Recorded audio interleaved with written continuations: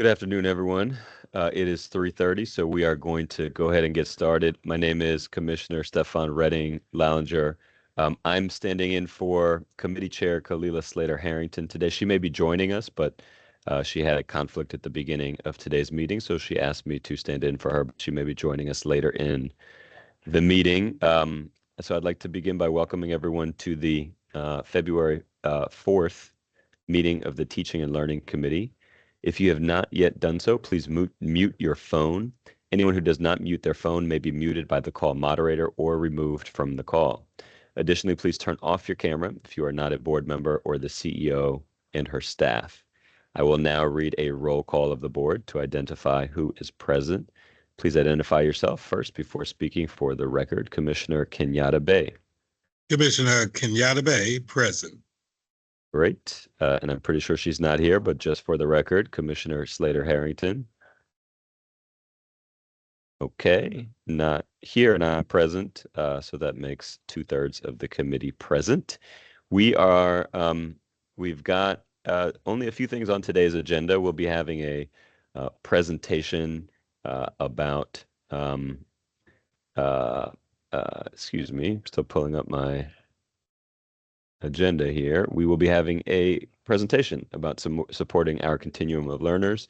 We've got 2 items up for procurement, so we'll be opening that up for questions, and then we'll open up public comment before going to next steps. So I'd love to start with our presentation for today. So the first presentation, the only presentation, is on supporting our continuum of learners. And Jalima, I believe you are taking that one away. So I'll pass it to you. Yes, I am. Thank you so much. If we could have the slide deck pulled up.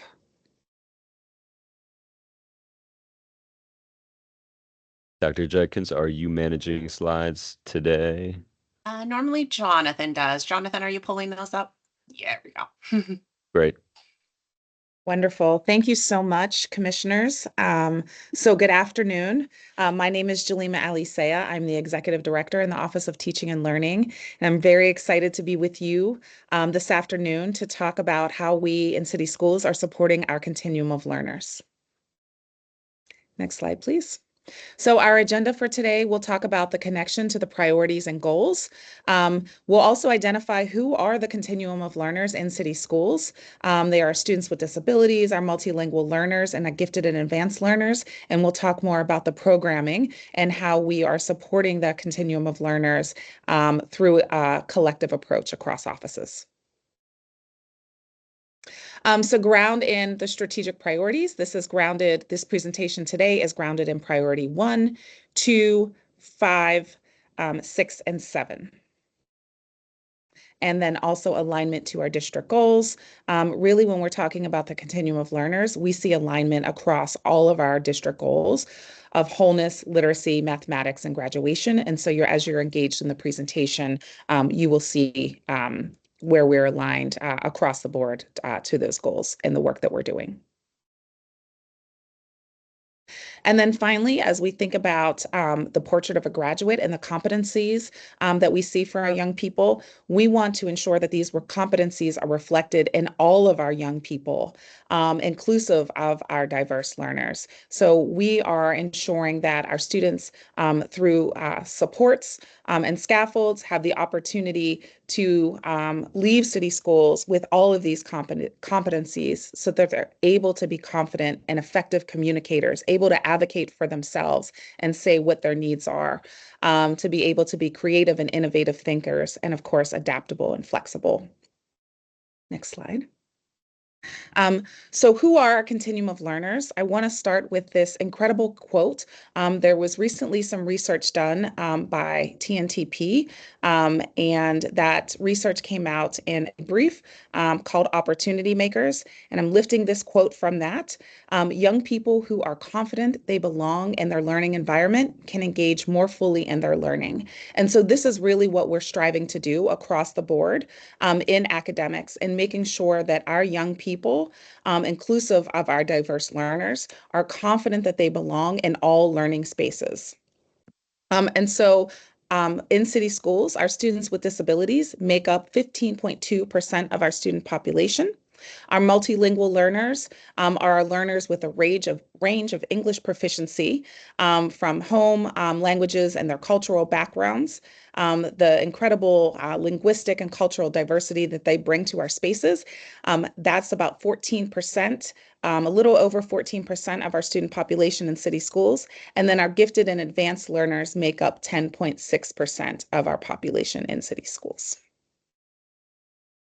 And with that, I am going to turn it over to Executive Director Lori Lynn Sutton to share some updates and supports for our students with disabilities. Thank you, Jalima, and thank you for welcoming me to the space. I am in a new role as the Executive Director for Special Education, and I'm very excited to be here today and share all of this wonderful information with you. So today I do want to begin the presentation by grounding us in the continuum of services that we do provide our students. Under the Individual with Disabilities Education Act, or IDEA, it is mandated that schools provide a continuum of services to ensure that each of our students with a disability is educated in the least restrictive environment, commonly known as LRE, appropriate to the individual needs. So the continuum of services you see on the slide encompasses a range of educational placements and supports that are designed to meet the diverse student needs, ensuring access to an education that is both appropriate and inclusive to the maximum extent possible. You're going to hear throughout my part of the presentation and through others that word inclusive is going to come up a lot, and we're very committed and dedicated to that. So to the left, you will see LREA, which is our least restrictive setting. And as we move across the continuum, you will move towards the right, which is LREG, which is the most restrictive setting. Our non-public placements, which I will be speaking to later, fall under the LREG, which is all the way to the right. Next slide. So reflecting on national trends, student with disabilities enrollment has shown incremental growth since school year 22-23, following 4 consecutive years of decline during the pandemic. Historically, overall and student with disability population trends are correlated. So on the left, in the boxes, you will see our district enrollment, our special education enrollment, and the percentage of students with disabilities across those 2 enrollment numbers, which, as Jalima shared a minute ago, is currently sitting at around 15.2%. The graph on the right shows our trend line of students with disabilities since the 1920 school year, showing this year a slight increase over last year. Next slide. So while we've demonstrated some growth towards inclusion, we do see a large gap in the number of students in LRE-A and LRE-C. And the MSD targets. So this is really a growth area for us and one of the priorities that I have set coming in as the executive director. And this is really a key data point in driving our priorities as an office. So you'll see in the graph on your left, it currently shows that we are sitting at about 61.9% of students are in an LRE-A, which is below our MSDE target of 71.5%. The chart on the right indicates movement between our LREs. So since the beginning of school year, you'll see that we have seen about 117 students move from a more restrictive environment into LRE-A. But again, we do recognize that we have much more work to do in this area. And you will see in the upcoming slides some of the priorities and initiatives that we are taking as an office and across offices to support more of that movement into the least restrictive environment. So on the next slide, you'll see our some information about our student growth percentiles, or SGPs, and they highlight year-over-year growth in ELA and math across grade bands for students with disabilities as compared to their non-disabled peers. I do want to give a little more context around what an SGP is. So with an SGP, scores range from 1 to 99, 41 to 60 are considered typical, And SGP is calculated using 2 years of test scores, but it can only be calculated for students in grades 4 to 8. So that just gives you some context as you're looking at the data on the slide. And there is some good news. So year over year, students with disabilities have demonstrated growth across grade bands in ELA and math. And some of the improvements we've seen since school year 23 is that students with disabilities in ELA grades 6 to 8 were within the typical growth range. Additionally, in math, you'll see that students in grade bands 4 to 8 and 6 to 8 fell within the typical growth range. And in some cases, you'll see that students with disabilities grew more at some grades than the all student group. I do want to add as a caveat to that, though, that the all student group also includes students with disabilities. So they're not pulled out of that other group that you'll see with that dotted line on the graphs. So we also want to take an opportunity to share some of our programmatic highlights aligned to priorities, which I mentioned earlier. So we have taken a significant step forward by hiring an executive director myself. I'm in this role to ensure strong leadership, to drive strategies, and to improve outcomes for students with disabilities. We also are supporting our educators. We prioritize collaborative professional learning. So as Jolima shared in the beginning, we really are being strategic and intentional about the work across offices to make sure that all of our students have similar experiences and have the similar opportunities. We're also engaging in monthly professional learning for IEP chairs, which ensures compliance and consistent application of best practices across offices. We're strengthening literacy outcomes through science of reading training, and we have more to go in that area. This is an evidence-based approach being implemented with our IEP chairs and special educators to enhance reading instruction for students with disabilities. We've also increased, and I think Maria will share this in her part of the presentation, but we've also increased our collaboration with our multilingual learner office, allowing us to better serve students who are culturally and linguistically diverse. And we've expanded our district-wide secondary transition program. So this is really important for us to focus on preparing students with disabilities for success after high school. We do remain committed as an office to supporting the continuum of learners, both by building teacher capacity and meeting the needs of all students. And these are our commitments. So we will equip our educators with the skills and resources they need through professional learning opportunities in collaboration with teaching and learning, and to be able to access tools for delivering specially designed instruction. We continue to prioritize the use of high quality instructional materials. You hear that as HQIM and evidence-based practices like the science of reading, but also data-driven instruction for all learners. We're also, through targeted initiatives, fostering a greater awareness and understanding of disabilities, creating a more inclusive and supportive learning environment. We're really excited. One of the upcoming professional learning series we have in partnership with a local university is around effective strategies to support our students with autism. So we're excited for that kickoff. And we're also excited to be introducing tools like Goldbook. So Goldbook supports improving student outcomes by increasing teacher capacity through special education process for developing higher quality and standard aligned IEPs. So we're really excited about that partnership, and we'll be sharing more information as we continue to roll that out.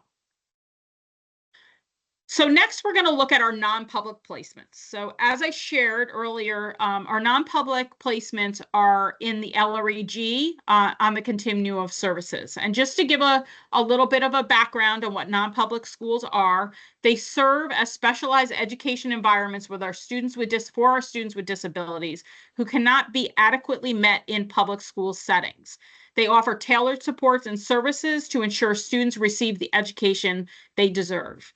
And City Schools remains responsible for providing FAPE, or free and appropriate public education, to these students, so which ensures the funding and oversight of their placement. We also have a dedicated non-public staff under Milton, who's also on their call, to ensure that they are receiving, that our students, when they are in these non-public placements, are receiving appropriate supports and services. So in the graph below, you can see a steady decrease in our non-public school enrollment. This really reflects some ongoing efforts to strengthen supports within our schools, allowing us to serve more students in a least restrictive environment. And it also highlights our focus on improving access to inclusive and high quality program within city schools. Across Maryland, there's about 50 non-public schools, and we currently have partnerships and utilize about 28 of them to meet the needs of our students. And that's a wide range of options, so that we can ensure that we match the students to the environment that is best suited for specific needs. City Schools also has established 2 really important partnerships with Villa Maria and RICA. These schools not only serve students with disabilities, but they also act as diagnostic centers. And it's critical in helping us assess and plan best interventions for our students with disabilities. So we're really excited about those 2 important partnerships. City Schools also recently established partnerships with Children's Guild, which expands immediate diagnostic support for students with autism, emotional disabilities, intellectual disabilities, and multiple disabilities. So this partnership serves students grades age 5 to 21, addressing a critical need for diagnostic support, especially for our high school students, and again, for our students with autism. It also provides short-term placements for students in crisis who may require a more therapeutic environment. And they have a dedicated treatment team offering support to and intervention plans, not only to students, but to the families holistically. So that's really important for our students. We also collaborate with various LEAs to ensure that trainings for staff are happening, and that that the staff are equipped to support the students effectively and uphold those FAPE standards. We also we want to ensure accountability and high quality education. So City Schools has also increased monitoring classroom instruction in the non-public schools. And we really feel like this proactive approach allows us to identify our strengths and areas for growth, ensuring that our students receive the best possible educational experience. So again, just highlighting the support that comes from our district in order to support our students when they are placed outside of our district in the non-public placements. So we really want to ensure that all students receive the support and education they need to thrive. So we are really leveraging these innovative partnerships, professional learning, and again, the increased oversight and support from our non-public office team. So I will now turn it over to Maria Raymore, Director of Multilingual Learners. And thank you for the opportunity to share our work. Good afternoon. Thank you, Lori Lynn. As Lori Lynn said, I'm Maria Raymore. I am the Director of Multilingual Learners, and I would like to share with you that some information about our amazing multilingual learners in our district. Our multilingual learner enrollment is up to 14.7%, as Jalima shared at the beginning of our presentation, which is a 9% increase over last school year, and that outpaces the district's overall 1% increase. We continue to see a significant increase in this population year on year, and they are frankly in all parts of our city. As the density map there on the screen shows you, there are certainly clusters where we see larger numbers of multilingual learners, but we do have students living and going to school throughout our district in almost all of our schools, and we'll talk about that in a moment. Next slide, please. Our multilingual learners are very diverse. They speak 76 different languages, and you can see there the 9 most commonly spoken languages of our multilingual learners who are currently receiving English language development instruction. I would draw your attention to the 4th most common language, Persian, and explain that that is an amalgamation category that is based on the way we're required to report languages. And so it does include our students who speak both Farsi and Dari, largely our Afghani students. Next slide, please. Our MLs continue to be our district's fastest growing group. As I said, they grew 9% from last year, and the number has nearly tripled in the last 10 years. So continuing to show significant growth year on year. Next slide. So here we're seeing some of our schools with the largest populations of multilingual learners. And in the 11 schools you see on this slide, these schools, more than half of the total enrollment in these buildings, more than 50%, are multilingual learners. And these 11 schools represent 40% of the total ML enrollment for the district. So these are very high impact schools. But on the other side, we do have a large number of schools that have multilingual learners, but simply don't have those students in these numbers. Specifically, 87% of our schools across the district have at least one multilingual learner. So again, while our students may tend to be clustered in some parts of the city, we have students all over the city. Next slide. We do have 4 schools that I wanted to specifically call out as having seen the most rapid percentage point growth. And in the last 5 years, these 4 schools, William Paca, Morrell Park, National Academy Foundation, and Curtis Bay, have seen their ML population grow by 20 percentage points at a minimum in the last 5 years. So while we're growing as a whole, these are 4 schools specifically that have seen very rapid growth. Next slide. Our attendance rates for our multilingual learners have improved in each grade band against the prior year. And across all grades, the rate has improved from 85.6% to 87%, as you can see.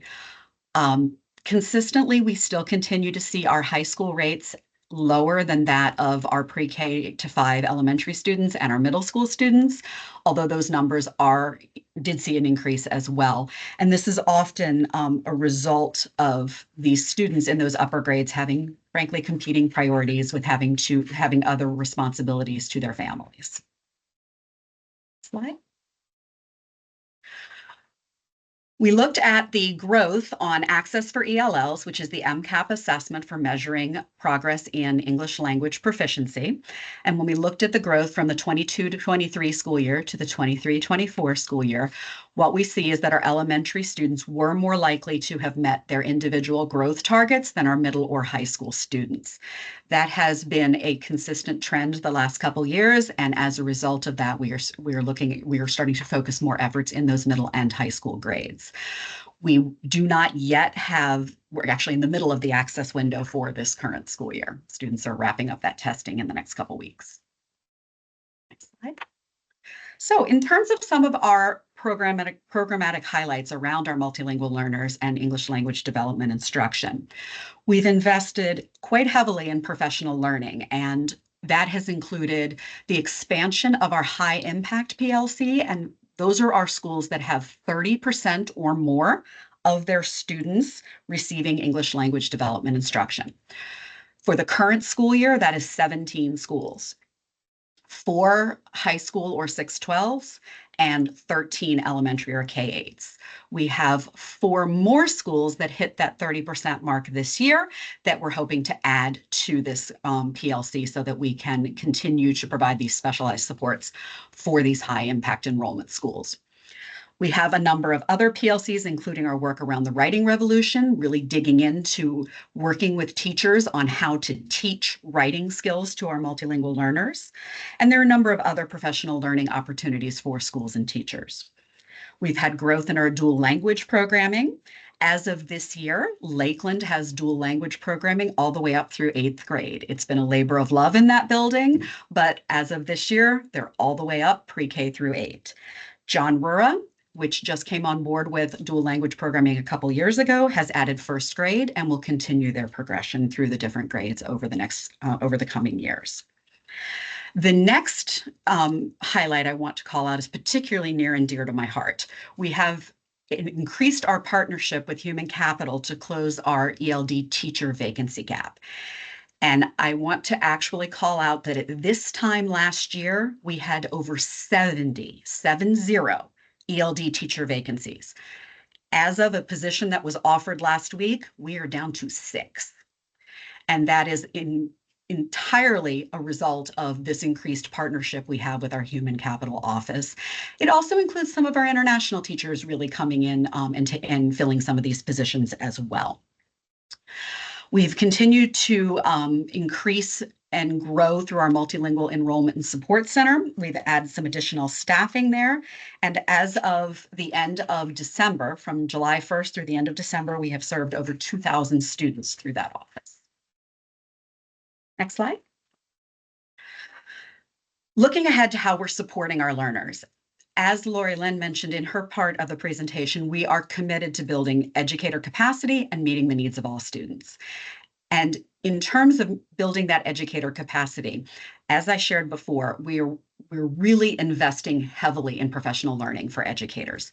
This year, we started a new collaboration model with all the content teams in academics, so that they have a point of contact with the Multilingual Learner Office, somebody who works specifically with English language development instruction and can help them to inform their professional learning in addition to the professional learning that we are doing for teachers. So working with the science team, working with the literacy team, and ensuring that there is an eye towards how we're supporting our multilingual learners in all of our professional learning.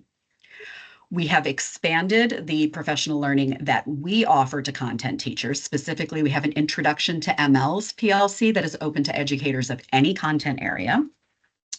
We also are providing targeted support to CLNs now. Again, we've identified a single point of contact for each CLN, and as a result, we're able to collaboratively identify needs with the CLN leadership and provide that targeted support.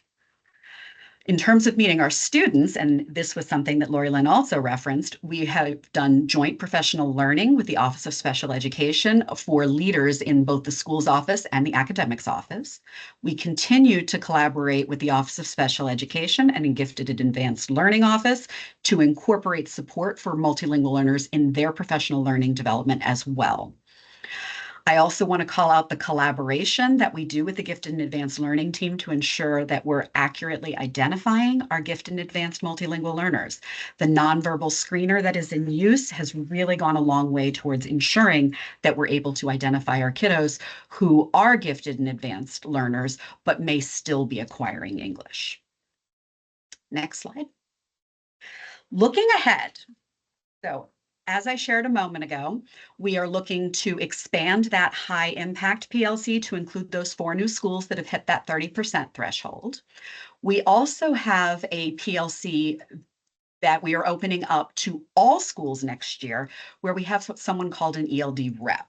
The school identifies someone to come to this PLC, and we work with them on best practices and strategies that they can then take back to their school. This has been up and running for a couple of years, and we targeted medium impact and high impact schools. So schools that had anywhere from 10 to 15% or more of their enrollment receiving English language development instruction. We're opening that next year to all schools. So even if you only have 2 kiddos in your building who are learning English, we want folks to come and we want to help them to figure out how best to meet those student needs in their building. We are also very excited to announce that the Bilingual Immigrant and Refugee Education Meeting, which is a conference hosted by the Council of Great City Schools, will be hosted in Baltimore in May of this year.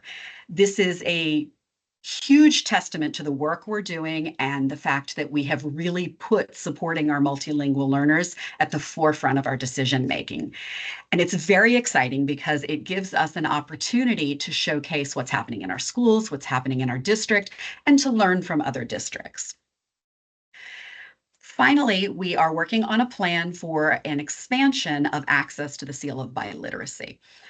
We are working from the list of identified assessments from MSDE that allows students to certify that they are bilingual and biliterate in a second language. And we're working on a proposal to work through access and administration for students to those assessments so that it goes beyond students who are taking an AP class or an IB class. And in doing so, we not only open it up to a larger number of our Spanish-speaking students and our French-speaking students who have access currently through those other tests, but it allows us to open it up to our multilingual learners who may come here already literate in their first language and then learn English. And so by creating a plan where they have access to these assessments, we are then giving them the opportunity to earn that seal of biliteracy, which is hugely important because it says when they've graduated and they're going out into the workforce or they're going out to trade school or college, wherever it is they're going, they are certified as being bilingual and biliterate in English and whatever that second language is, which is super exciting for our kiddos.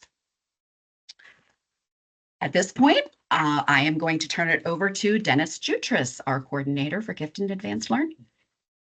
Thanks, Maria. Good afternoon, commissioners and others joining the presentation today. My name is Dennis Jutras. I'm the coordinator of Gifted and Advanced Learning, as Maria just shared with you.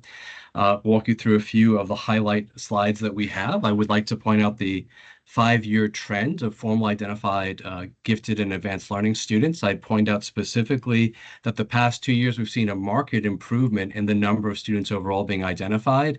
And to the right-hand side, you can see not only are we identifying more students, but we have a greater diversity, much more representative of our entire district, and actually bucking a lot of national trends that tend to see one group much more over-identified than another. I'm very happy to report the large growth in African-American students being formally identified. And one of the reasons I do firmly believe we've been able to, identify 900 more students each of the last 2 years is some of the efforts that we've done with Legends of Learning and analogical reasoning, which I'll talk to about in a future slide. But again, as was referenced earlier by Jalima, we're up to 10.6% overall identification rate in the district. It's the highest it's ever been formally recorded. Next slide, please. So let's dive into the data regarding, MCAP data. And so there's no surprise here. You'd expect to see the gifted students who need to be 90th percentile in order to be formally identified, hitting that kind of level of proficiency. Advanced is similar, needs to be 80th percentile. And so that models after that. I do always point out, though, that I really am most interested in the talent development student. These are students who have higher than average potential, but have not yet mastered ELA and mathematics. And so therefore, they are much more like their not GAL peers in many ways, but you'll see that they are still performing in a very strong way. And in fact, all the GAL students, Lori Lynn talked about the student growth percentile, the SGP. I'm happy to report that the SGP across all grade levels, all levels of GAL students was in the high ends of the range, albeit the low end of the high range, but it was in the high range at the 61st percentile in ELA. If we can go to the next slide, please. Mathematics, okay. So again, similarly, the SGP for this group was actually 62nd percentile, slightly higher, but also in the high range of growth. Very astute members watching this presentation will be like, but Dennis, you said keep an eye on talent development, and I see a decrease in the numbers. It went from 22% to 20 to 19%. And here's the aha moment. That's actually good news because every year we see about 450 students move from talent development up to advanced or gifted. And what you're seeing there is a reflection of typically math scores in the qualifying percentiles are the final barrier for a student moving from talent development to advanced or gifted. And so what you're seeing there is a reflection of those 450 students moving from that low tier identification, hitting a benchmark necessary in math and moving now to advanced and gifted, which have seen some growth or at least maintaining some high levels there. I would also say that for both of the ELA and math, internal diagnostics also trend the same way and are very reflective of what you're seeing in the MCAP data as well. Next slide, please.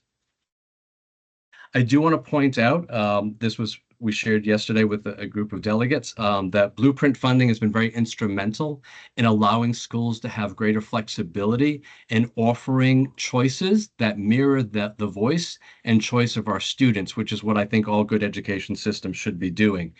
You will note on the left-hand side what you see are the total number of seats for accelerated courses. This is honors, pre-AP, AP, high school bearing, as well in the middle schools. And then on the right-hand side, you see specifically the number of opportunities that our students now enjoy in being able to earn high school graduation credits while they're in middle school. The most significant increase, and you'll notice in both slides here, from last year to this year, a marked improvement in the expansion of opportunities.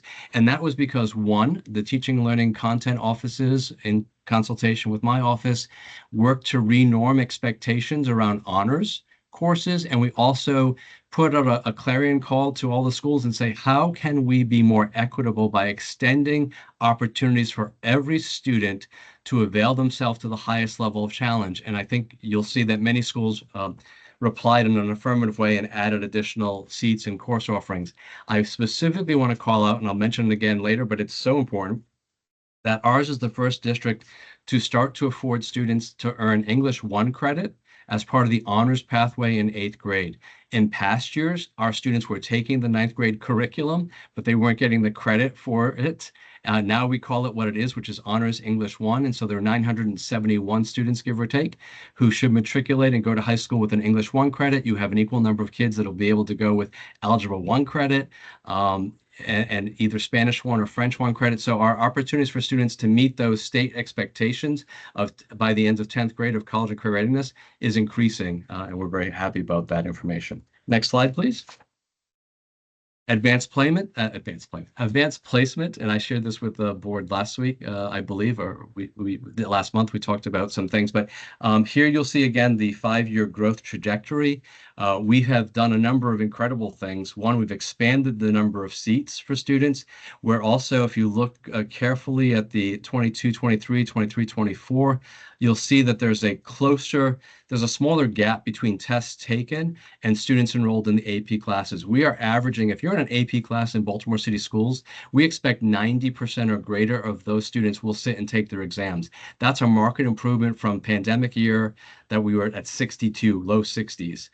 So to me, that's a reflection of the degree of confidence that our students are experiencing in the courses they're taking, because one of the greatest reasons why kids didn't sit for the AP exam is they just didn't feel ready for it.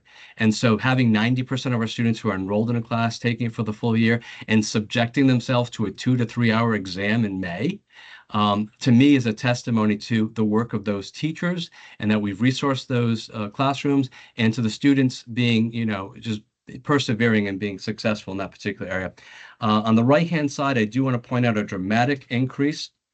Obviously, we're predominantly students of color are our AP test takers, right? Are our AP students, all right, which is not what you see nationwide. And I do want to just call out on the right-hand side of this slide that most of our AP students are not GAL students. So yes, while it falls under the auspices of the GAL office, it's an advanced learning opportunity, but it's not just the playground exclusively for those who are formally identified. If you are a brilliant historian and you've not been identified as a GAL student, by all means, please take AP US Government, AP US History, and all the other things that we avail throughout the district. Next slide, please. Some highlights. I'm going to start the bottom bullet point here. So on the right-hand side, you see a random kid, but it's not a random kid. It's actually our kid. This is Ashton Mella Ortega from Francis Scott Key, is an 8th grade student. National Association for Gifted Children this is the first year they've offered an award recognizing students of Latino heritage for their excellence as gifted learners. And so Ashton was recommended by Felicity Ross from FSK. He wrote an essay, which I've shared with the committee members, and he applied to basically be considered. And he was one of the recognized national winners of this first ever award. So, and he talks very proudly about his father, who hails from Mexico, and the influence, so much so that he's re-engaged in taking Spanish because he wants to tie into his culture. So go back to the top bullet point here. And I did share this last month with the committee. We have 11 years of consecutive recognition of E-Gate schools. We had 5 this year. Very proud of James McHenry and Charles Carroll Barrister in particular for their first year of being recognized. We've had 22 different schools over those years, 17 of which are Title I schools. That is not the typical story in Maryland. And we've had 13 of those 22 schools have been recognized 2 or more times. And the common through line here is those schools that have invested in a full-time lead for GAL have really made the leap from we're kind of doing gifted to now being recognized at the state level. We launched Legends of Learning, something we dove in very heavily when we had ESSER funding. And so we've developed a set of online games and lessons, again, to develop analogical reasoning skills for students. And that, to me, I feel that and the hard copy lessons that we developed in the past year and a half have been integral in making sure that we're seeing more students of low SES, but also students of color being recognized at a much more equitable rate. Talked about the high level of identification rates. We've been able to start close the equity index gap, especially in African-American students. We cut that in half. We were about 7% gap before. I think we're at 3.5% now. And I already talked about Ashton. So next slide, please. Programmatic highlights. Again, I mentioned we're the first district in the state of Maryland to offer English 1 as an honors course for credit in middle school. We've expanded AP Seminar English 10. 2 schools piloted it for us last year. We have 20 schools doing it this year as part of the trajectory of advanced learning opportunities with over 800 students enrolled. I feel the urge, I must mention this, that last year's students, we had 2 schools, Dunbar and Poly, that had students taking AP African American Studies for the first time in a tested area, had been piloted before that, but last year was the first test. Baltimore City students, our students, outperformed the nation and the state of Maryland on not only the mean score, but also the overall number, the percentage of students that took the exam and earned qualifying scores of 3s, 4s, and 5s. And those are our kids, and I just want to call that out. I think it's super important. So this year we moved from 2 schools offering African American Studies, AP African American Studies, to 12, including more than 300 students. And again, the AP exam rate, as I mentioned, exceeds 90%. Next slide, please. Looking ahead to supporting all learners, we've been really diligent and we've been great. We've had great partners. So we've managed to offer professional learning to all the 504 tiers. We're big fans of making sure that everyone knows that there are twice exceptional learners in our midst, and we must support them on both levels. We've been able to work with math leads and help them professional learning to understand how do you differentiate in a math class for your gifted and advanced learners. We've been part of onboarding of new educators. And we regularly offer systemic PD and on-demand professional learning modules. We have more than 16 of those in existence. In supporting of our families, we're big advocates of being front and center. We offer monthly family check-in, drop-in hours from 3 to 5, the 3rd Tuesday of every month. We've been offering quarterly get-to-know gifted nights. The first one was at Armstead Gardens. The second one was at Northwood. The next one, which is next week, is at Baltimore Design School, and the last one will be at Mount Royal. We've been part of parent workshops at the Choice Fair. We're at pretty much every district event possible, and we're very pleased to announce that we've had 5 years of free family cohorts offering 7-week-long sessions of programming called SENG, which is supporting the emotional needs of the gifted. Next slide, please. And just wrapping things up, so things that are looking ahead, we have more than 7,000 AP exams on order for May of 2025. SENG, which I just mentioned, we're going to offer our first all-Spanish SENG group for Spanish speakers, presented and offered and facilitated by a native Spanish speaker. We'll target 10 schools for intervention. We're going to look at the lowest identification rate schools, and we're going to deliberately work with them to make sure we can help them find more of our students and support them. Council of Exceptional Children, much like Maria has a special conference coming up in May, there's this conference that's coming up in March in Baltimore City, and we will be presenting on 4 different topics from the Gifted Office at this nationwide conference. We'll continue use of live math. We'll investigate virtual options to bring all core honors courses to small middle schools, because we're big advocates of making sure we have equitable access to all students that can avail themselves to it. And finally, as I shared last month with this committee, we have a research paper coming out from Burke, and we'll review and we'll look at the recommendations that we can adopt. And I believe now Jalima takes us home.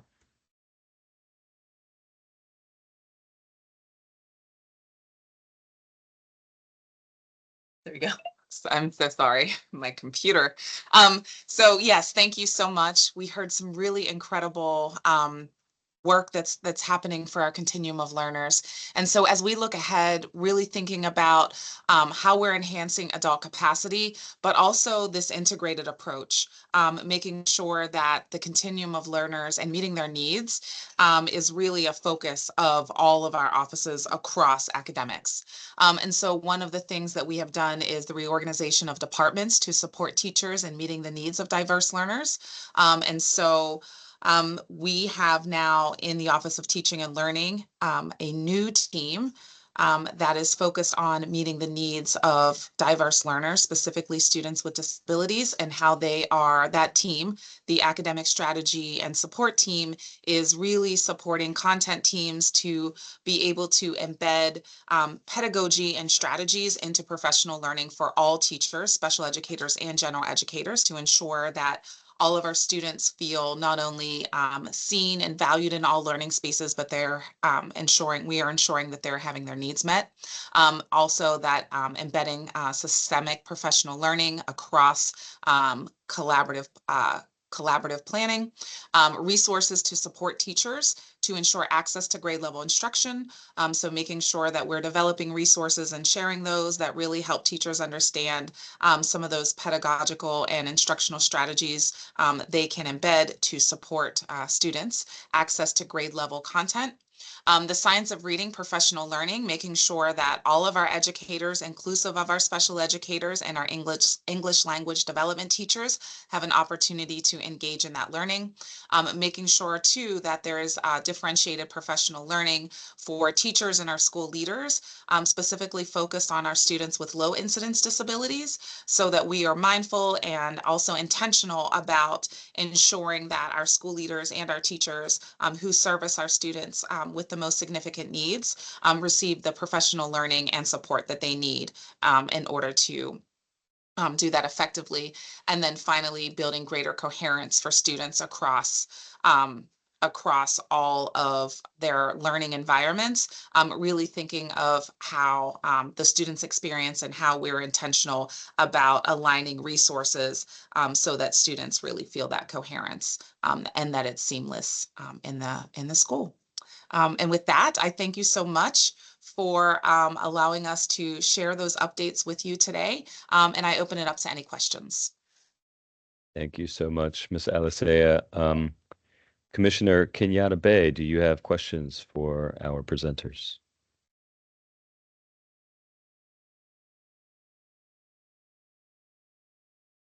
I don't see Commissioner Kenyatta Bay there at the moment. I have a few questions, so I will go ahead and then he can There you jump go. in. Oh, you do? Go Okay, on. sorry. You go ahead. for it. Go for it. Okay. All right. Well, I will start with a quick question for Ms. Sutton. Ms. Sutton, can you give me just sort of we saw the number of students in, you had a chart here with the number of students in LRE-A. Can you just give me a little bit of a sense for the numbers for the other LREs? And it's okay if you don't have it offhand, you could send that to us, but I'm just trying to get a sense for our relative numbers here. Yep, I could definitely send that to you so you have the most updated numbers. I can tell you again that our state target for LRE-A is 71.5%, and our target for LRE-C, which is the most restrictive, is less than 11.25%. But I can get you those numbers and I can send that to you so you have the most recent numbers. Great, thanks so much. You're welcome. Question for Ms. Remore. Thank you so much for sharing the information on our efforts to meet the needs of our multilingual learners. I was really, really excited to hear about the dual language initiatives underway. I'd actually read about them in our district's communications. I think leaders from those schools were presenting at La Cosecha, and I was excited to see that. I want to learn a little bit more about this area, mainly because I want to, help promote its growth. I'm a big believer in dual language programs. The research shows it's the best way for multilingual language learners, the best environment for many of them to learn. For the two existing programs, are these two-way dual language programs, or are these one-way dual language programs? The program at Rura and the one at Lakeland. They are. Let me begin by saying thank you. I'm glad you knew about it and you read about it. We were very proud of the work that they're doing. Both programs, I do want to say at the outset, are strand programs. So they're within the school. We do have a mixture. The intent is to have both English and native English and Spanish speakers in the programming. So that is the intent. The reality, however, in both of these schools is that the demographic of the schools has skewed so that it is not a 50-50 that you would typically expect to see in those situations, because the schools do have such large enrollments of Spanish speakers. So you do see that skewed more towards the Spanish students whose first language is Spanish. However, that is the intent, and the schools do really attempt to recruit and encourage their English-speaking families to try to stabilize that. It's just the reality of the demographics in those buildings that you just have more Spanish speakers than you do English speakers. Yeah, great. Thanks for that. And so what percentage of the schools are actually in dual language then, if it's a strand program? I'm sorry, what percentage of students in the schools? What percentage of students are participating in dual language in each of these schools? We would have to get back to you with the exact numbers, but it is one homeroom at each grade level, but we can get back to you with the exact numbers. Okay. Yeah, that'd be great.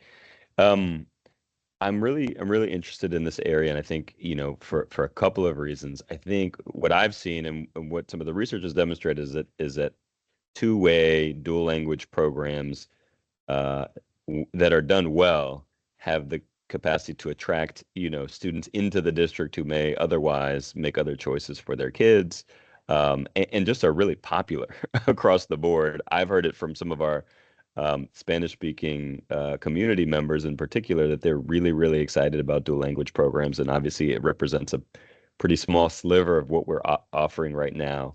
I also know that, it takes a lot of technical expertise and the capacity to be able to do these things. Is that the number one obstacle to expansion, or are there other more pressing obstacles, or is it just not on our agenda? I mean, I'm trying to understand like how we're sort of seeing the role of dual language in a district where, as you showed, a number of multilingual language learners is just growing significantly. I would say there are a number of considerations. The expertise is certainly one of them. Finding folks that have the expertise to engage in the programming, to teach in the programs, teachers, getting enough teachers, that's a piece. It's also a little bit of a challenge to identify folks that do have that expertise and are qualified for, especially for the teaching positions, because there is no dual language certification in Maryland. So you're also looking at cobbling together how you determine their proficiency, which principals in both those schools have gotten very good at. So that's a factor. There's also any number of, it's a lift to do programming, and getting it off the ground is, there's definitely an appetite for it, but it's expensive to get off the ground. It's also, again, that technical expertise piece that factors in. And then, just getting enough students into the programming. As you said, it can attract students from outside the district for certain who might otherwise make other choices. But then getting those students in the program as well. And while many of our families that are Spanish speakers have expressed great pleasure with knowing this is an option, there also is the reverse of that, where we've had some Spanish-speaking families who we had to talk into it. They thought, well, my child needs to learn English. Well, and then once you explain, well, they're going to learn both, and they're going to be literate in both, and that shifts the tide. But there's definitely an education piece connected to it as well. Absolutely. Well, thank you so much for that. I would love to request, when your time permits or someone in your office, the opportunity to do a guided visit of either of these schools and chat a little bit more about how we as a board can support dual language programming in our district, just because I think it's so important. And if it's a budget thing, budget season is upon us. We can look at that, and we can think about that. So I want to learn more. I'd like to see this in person, and I just want to figure out how we can be supported. Absolutely. Thank you. Great, thanks. I have one more question, and then Commissioner Kanyadabe, I'm going to turn it over to you. Mr. Jutras, I'm going to switch to you a little bit, and I was trying to dig into some of the data that you presented, particularly around AP offerings, and actually the slide before that, slide 31, where you were talking about the number of seats in our middle schools for accelerated courses and credit-bearing courses. That slide just talks about the seats for accelerated courses and credit-bearing courses, and I'm wondering if you can break out for us the actual numbers of students here, because it's obviously quite possible that you could have a smaller number of students taking several courses. Yeah. And so I'm just trying to understand, can you give me a sense for the numbers of students here as opposed to just the seats? Sure. I mean, you can largely figure out that when you're talking about seats converted over to students, you can divide by 4.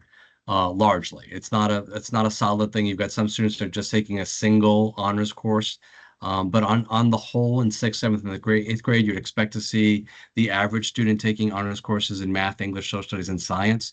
So I mentioned earlier there's like an increase of like 3,000 seats. There's a 3,000 seat increase. That translates roughly to 750 more students this year than last year who are able to take the full portfolio of honors courses. Again, that's inclusive of 6th, 7th, and 8th grade. So that's not just 750 at one grade level, that's across the 3 grade levels.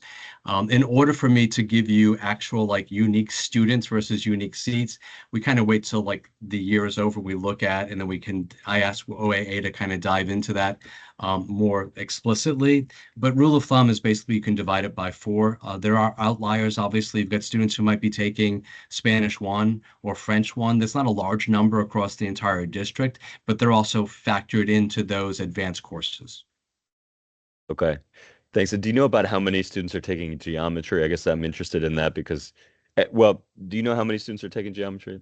Not offhand. It's a relatively small number, and it's really limited to the ingenuity program. Okay. Yeah. And I mean, I can certainly get those numbers to you. Yeah. Yeah, that'd be great. And for those students in taking geometry in the Ingenuity program, that's live instruction, or is that using our virtual option there? No, that's live in-class instruction, the traditional method. Yeah. Okay. But I can get you the geometry numbers. Yep. Perfect. Last question for you, Mr. Jutras, and then I'm going to turn it over to my colleague here. For the AP courses, I'm really, really excited to see that we're increasing the number of tests taken relative to the number of seats available. It obviously begs the question of how those students are doing on those AP exams.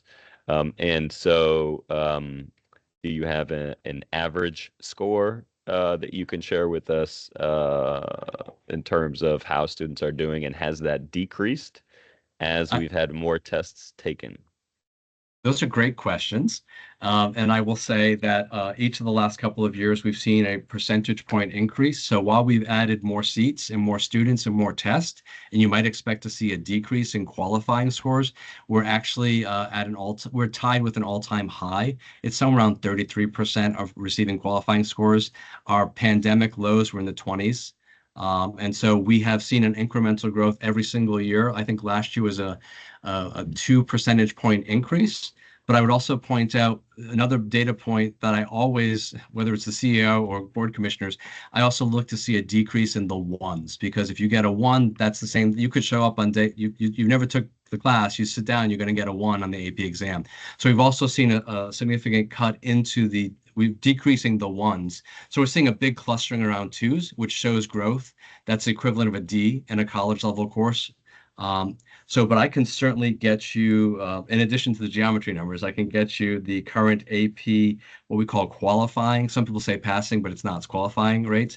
But I'll also get you the scores, the decrease in the 1s, because I think that needs to be as important in the part of the story as just focusing on the kids getting 3s and 4s and 5s. Because we've been so inclusive in who gets into AP, it's not realistic to take a kid who is just being introduced to this high level kind of a course to expect them to get a 3, but them getting a 2 is a significant growth for them. Sure. No, I appreciate that. I mean, I think it's actually quite impressive that you've actually seen an increase in scores and an increase in tests taken. That's rare. So hats off to our wonderful AP teachers out there for making that happen. Please give me the scores. I would love to see those. I mean, we do talk about 3, 4, and 5 often as qualifying, but in many colleges only take a 4 or a 5. So it'd be great to see those numbers broken out by each level. for each subject area if you have those. All right, I promise I'm done. I'm sorry about that, but I appreciate the attention to detail and appreciate all the answers to the questions. Commissioner Kenyatta Bay, do you have questions for our team here? Yes. First of all, I want to take my hat off to this group here, because very simply, first of all, I'm an MLL teacher, right? Which I'm still in my school, actually. Well, I'm an MLL teacher, and I've realized the struggles that we go to institute. Quality education across the board. I had a question, first of all, when it comes to special ed. And let me just bring it out. IDEA, its survival capability, whether or not we're going to look forward to an increase or decrease. Have we done projections as to our ability to continue to help our students with disabilities move forward? Are our trend lines accurate? There are monies attached, and these are federal monies that are attached to this. Have we looked at alternative planning, or how have we looked at planning going forward? And is the platform, is there a plateau when we talk about the non-public schools? Those are the 4 questions for special ed that I kind of throw them all out there at one time. You can attack them as you would like, but I want to start right there. Where do we see this going, and how do we plan to maintain the terrific growth that we have had, and capability? And I'm leaving it to you to answer those questions. Well, thank you for the question, and thank you for leaving it to me. As you know, I came out of work around summer, and they also are facing a plateau with the ESSER funds, right? So I think as a district, I don't have an exact answer for you, but I think as a district, we're really creative and strategic in how we use the funds that we have available and how we braid funds to make sure that we are continuing the initiatives and continuing the support moving forward, and looking at, how it's not going to impact students, right? So we are in the midst of budget season. We are in the midst of, internal planning within our offices, schools, as well as our, looking at our grants. So we have the IDEA grant, we have third-party billing, we have other, grant funds that we use to support our students with disabilities. So I think looking across those funds and being really strategic in how we can braid funds to continue the support, to continue the movement that we are seeing. So hopefully that, that's not a very specific answer, but Right. it is how we look at our funding resources in general, and I am planning just to continue that way to look at that. So. And sometimes I ask questions basically to begin to understand the thought processing that's going on. I'm not so much as to you're doing this right or you're doing this wrong. It's just I want to know where that thought processing is headed, because as I look at this, I know that the schools were struggling. There were schools that were where we had our students that needed the assistance, that really needed the assistance, that didn't have money to buy some of the basic needs that they needed, in the first place, even at the beginning of this year. And I don't know if we made that shortfall up. Well, for I think these one of the schools. I didn't mean to cut you off, and I apologize. I but think go on. one No, of the no, no, no. things Go on. I think this was brought to the school board meeting a couple meetings ago around third-party billing, where we were able to use some of those funds and release those funds to schools. So they do have some extra resources right now that they can plan to support students with disabilities. And that is something, we do plan to continue and hopefully get ahead of for next year so that they can potentially be part of that early planning so that they do have the right resources in place at the school level. But that was something that did go to, it wasn't shared at a recent board meeting. Casey Mengel had shared it, and schools are really excited to have those additional resources. And that's something we definitely are planning to do moving forward as well. Okay. Okay, thank you. I'm going into well, if you guys forgive me, I was an ESOL teacher, then I became a and whatever the correct letters are this week, MLL now.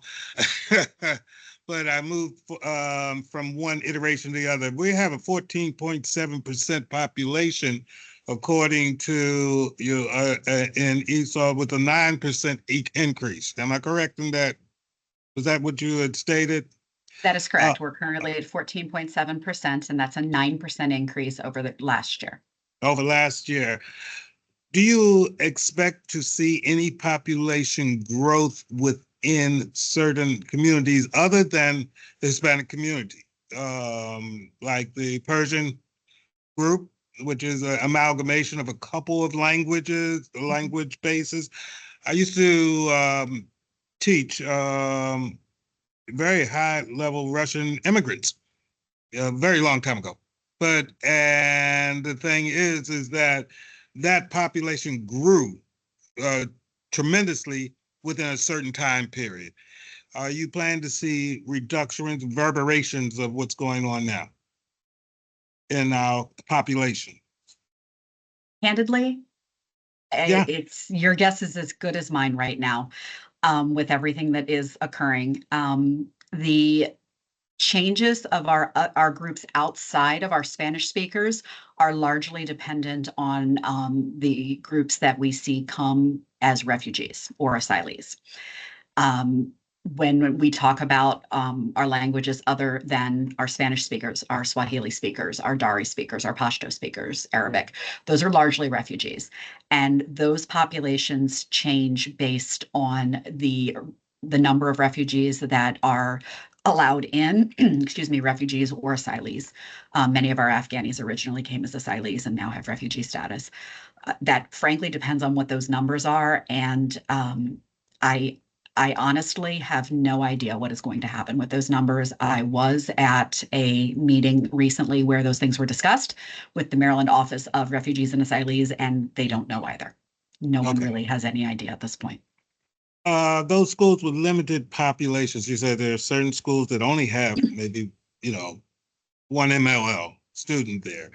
Are they coordinating with each other to create a hub, or how are you bringing this together? Because in isolation, you're not going to really have the effectiveness as, a school that has a wider population. What are you doing to kind of mitigate that loneliness there? Absolutely.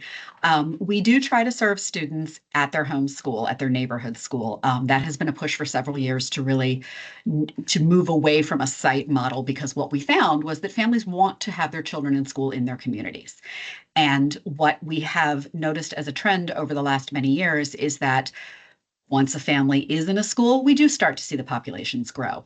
But it does take a little bit of time sometimes, although there are some schools that grow very rapidly. We saw that, for example, with Franklin Square. But what we do try to do is provide some additional supports to the school, connecting them, as you suggested, with other schools that have smaller populations, but also partnering them with schools that might have slightly larger populations so they can talk about lessons learned with growth.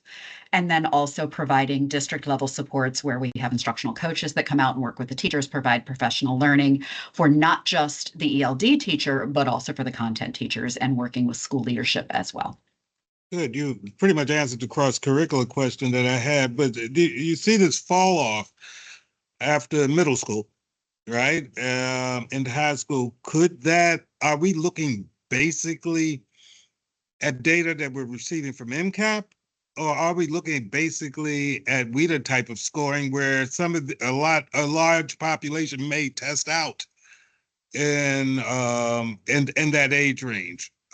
what are we seeing there? Are we seeing testing out from WIDA, or are we seeing, and so therefore we wouldn't be classifying them as a MLL, I don't think, past that point. We see a mixture of results from that data because as our students come in at all grade levels. Yes, we see a lot of students who start with us at pre-K and K, and then as a result, those students tend to exit in later elementary years. But we see students coming in at all grade levels. So I would not say we see a larger percentage of exit at the middle or the high school levels, simply because we see so many students who come in brand new in middle school or brand new in high school. We tend to see our largest exit rates at 4th or 5th grade, actually, because of our numbers of students who start with us in pre-K or kindergarten.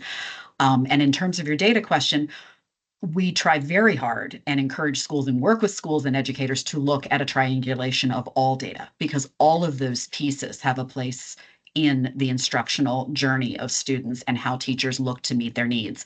So looking absolutely at the access scores to see how those students are doing with their language proficiency, but also at all grade levels, triangulating that data with other data points around other content, around other, for example, literacy skills in the primary grades, looking at all of that data together to get a comprehensive picture and really trying to use that data to figure out the best way to meet the needs of the students and working across all content areas to do so. All right, real quick, last question for MLL category is that how much of the percentage of your money is federal on that level? That is a difficult question for me to answer. I would have to check with someone in the finance office. Okay, I just wanted to know because it's a volatile area right there, and I just want to make sure that you have consistent funding in that area. The last area I want to talk about is your gifted and talented, GAL. And I kind of fit into that sort of when I was coming up, even though nobody recognized it. But no. So I'm glad you're doing a great job of recognizing more and more people that fall into this this category. Talent development, that movement there between your talent development.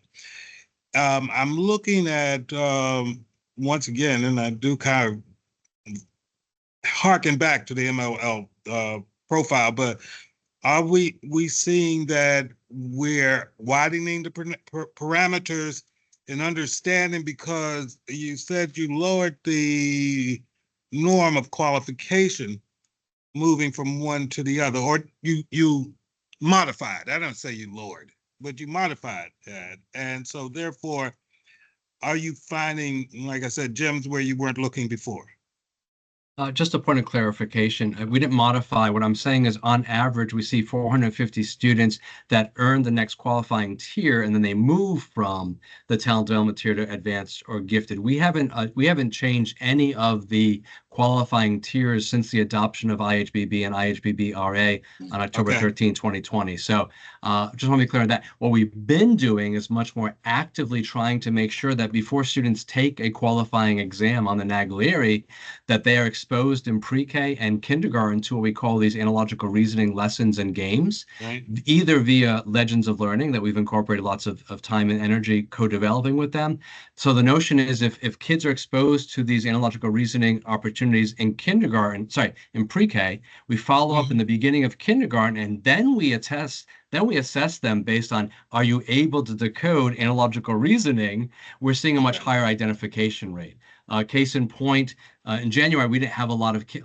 Our big window is September through December, where we test like 7,000 kids. But in January, we tested 130 students based on teacher recommendations, and 25% of those students qualified for initial identification.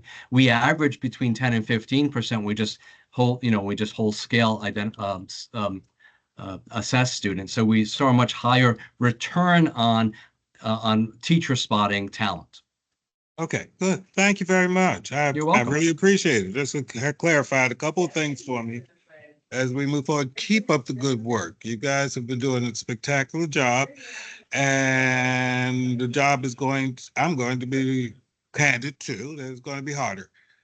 And so I want you to continue to work because I'm really proud of the work that you've done. Thank you so much, Commissioner Kenyatta Bay. Thank you to the team. That's it for now. We really appreciate it and hope you all have a wonderful evening. We're going to move to procurement, and there were two procurement items for consideration today. We've got Coppin State and the use of their facilities for our graduations for the next 3 academic years, and then various entities for community school supports, including the Family League. I have no questions on either of those procurement items. I got a chance to review them. Commissioner Kenyatta Bay, do you have any questions on procurement? Yes, so I just have, first of all, I have a statement that Coppin has been a gift. It's a game changer. And I think not only does Baltimore City Schools appreciate it, but so do the city of Baltimore appreciate what's been going on there. I mean, I've been at many graduations there, as some of you can attest, and it is like you have communicated extremely well to the needs of our community, and I appreciate that. There was when I was looking down the list of community school matching, the matching column, I'm seeing a lot of where we don't have to match. Okay, I'm seeing a lot of things. So I just wanted to have a better understanding of what the criteria is for having to match and not having to match these particular entities that are supporting our community school effort.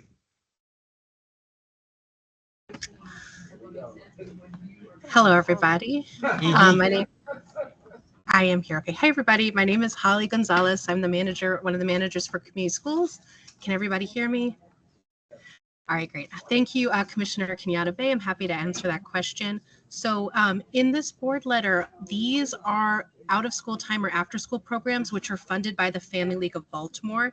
They provide a grant that's often between 80% and 100% of their operating cost. It really is a great value to Baltimore City and Baltimore City schools, and they do this with funding from the Mayor and City Council, as well as, I think, some different state organizations. A lot of times this grant does require a 20% match. Now this can be paid by a school, or it could be paid by another philanthropic grant that the organization received or another source. So in this board letter, you're seeing like $0 matches for a lot of these services. Right. They are in fact at no cost to the district because those costs are being borne elsewhere. But we do want to recognize them as part of the formal after school system that is funded through Family League. Does that make sense? That makes sense. I just wanted to know where that criteria, where that line is drawn there, because that becomes important to understand whether or not it will eventually come back to us in some way, or whether it will stay over here in a philanthropic sort of bag. You know, because I was curious as to that and how that was drawn. Nope, that makes a lot of sense. And I will say that we do piggyback on the Family League's procurement process. So these programs have gone through an RFP offered by one of our partners when it comes time to vetting them in all those different capacities. All right, thank you. That was my only question there. Thanks so much, Ms. Gonzalez. We look forward to seeing those items in the February board meeting. We are moving to the public comment section of the meeting. Members of the public who would like to provide comment to this committee can do so by signing up the day of the meeting until the start of the meeting at 3:30. Up to 5 individuals will be given the opportunity to provide comment to the committee. Speakers will be granted 3 minutes, and all public comments should address teaching and learning related issues. Dr. Judkins, do we have any public comment for today's meeting? Sorry, wrong phone. No, we do not have any public comment today.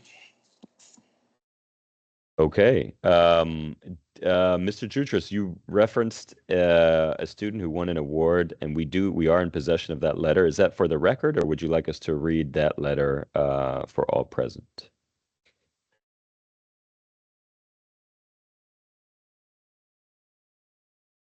I don't see Mr. Jutras anymore. Dr. Judkins, is the intent to have that for the record, or should we read that letter aloud? I believe that was to read it to share because this was an award-winning student. Jonathan, is that correct? Yeah, that's correct, Dr. Judkins. Talking with Dennis earlier before the meeting, and he just wanted to share it as an opportunity to highlight the award that the student had won. Great. Well, I'm in possession of that letter. I'd be happy to do it. And this is Ashton Mela Ortega, and I will read what Ashton wrote here. As a gifted and talented scholar, I have always been driven to broaden my understanding of various subjects. My curiosity has led me to develop a deep interest in delving into the intricate realms of chemistry and biology, as I find studying the natural world and living organisms incredibly fascinating. The STEM disciplines in particular captivated me due to my inherent curiosity about life, causality, and the interplay of different elements. I derive immense satisfaction from unraveling complex problems and puzzles that these fields present. Growing up in a family with divorced parents has provided me with a diverse range of perspectives on navigating life's challenges. I'm fortunate to have a stepmother who is a doctor, from whom I can seek guidance on medical issues, and a stepfather who works in IT and can help me with technology-related problems. Furthermore, I'm fortunate to have a strong support network of individuals I can turn to for advice and guidance. My mother consistently helps me understand difficult concepts that I encounter daily. Additionally, my father also helps me with roadblocks I hit academically and in life. I've been actively engaged in an honors program in gifted advanced learning since first grade, consistently taking on intellectually challenging work. Additionally, during my 7th grade year, I excelled in a high school algebra class, demonstrating my commitment to academic excellence. As an 8th grader, I will take honors high school geometry. In addition to my academic pursuits, I also have a passion for sports, particularly swimming, track, tennis, and soccer.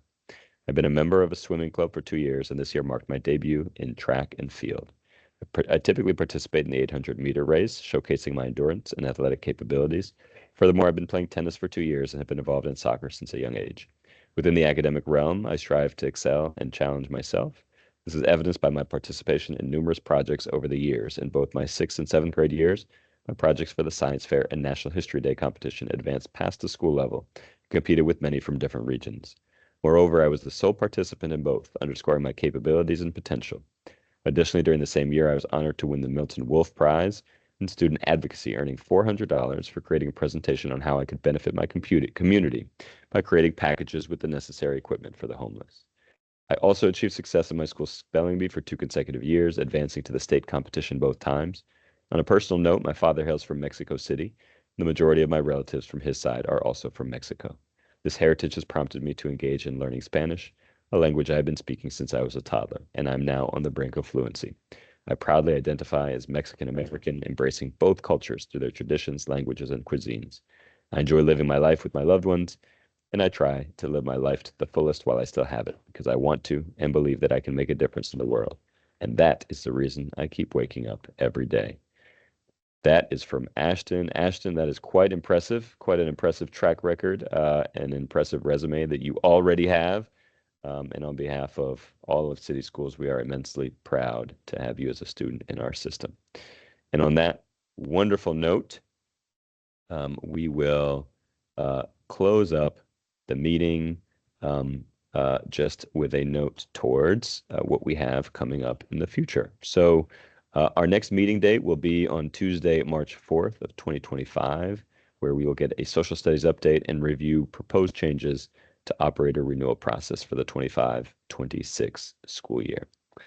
I've already reviewed the public comment. For anyone interested in providing public comment, they have until 3:30 p.m. on Tuesday, March 4th. That concludes today's Teaching and Learning Committee. Thank you, everyone, and thank you to all of our presenters. Have a wonderful evening. Thank you. Thank you. Thank you again. Peace.